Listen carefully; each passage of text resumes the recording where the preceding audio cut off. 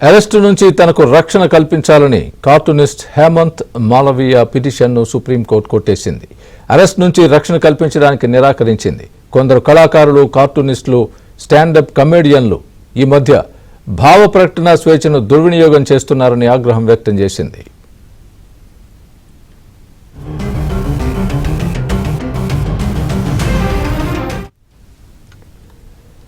ప్రధాని నరేంద్ర మోదీ ఆర్ఎస్ఎస్ పై వేసిన కార్టూన్ అభ్యంతరకరంగా ఉండడంతో కార్టూనిస్ట్ హేమంత్ మాలవీయపై గతంలో కేసు నమోదైంది. అరెస్ట్ నుంచి రక్షణ కల్పించాలంటూ ఆయన వేసిన పిటిషన్ను విచారించిన సుప్రీంకోర్టు ఈ వ్యాఖ్యలు చేసింది. తదుపరి విచారణ జూలై 15కు వాయిదా వేసింది.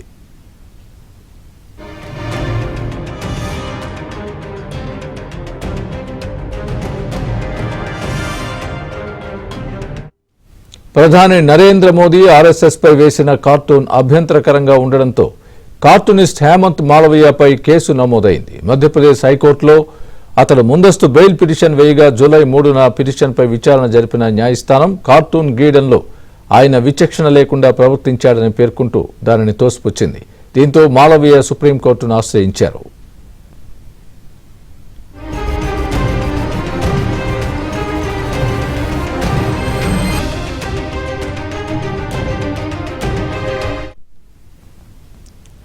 దేశంలో కోవిడ్ ప్రభావం ఎక్కువగా ఉన్న సమయంలో ఈ కార్టూన్ ప్రచురితమైందని హేమంత్ మాలవీయ సుప్రీంకోర్టుకు తెలిపారు.